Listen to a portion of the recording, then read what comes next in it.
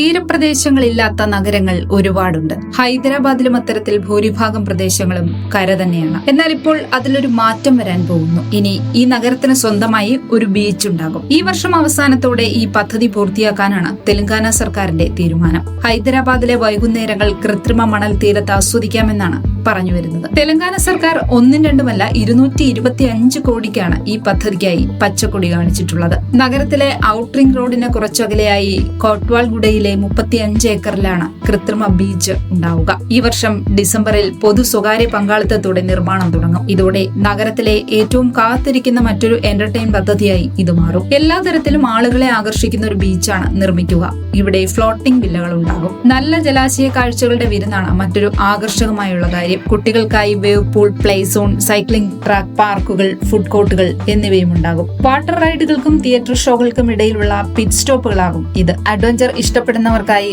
Boating, water സ്പോർട്സുകൾ, മറ്റ് ആവേശമുണർത്തുന്ന പരിപാടികളും ഉണ്ടാകും. വെയിൽ കൊള്ളാൻ ആഗ്രഹിക്കുന്നവർക്ക് ആ സൗകര്യവും, കടൽക്കാറ്റ് കൊണ്ട് നടക്കാൻ ഇഷ്ടപ്പെടുന്നവർക്ക് അതിനായുള്ള സജ്ജീകരണങ്ങളും ഒരുക്കിയിട്ടുണ്ടാകും.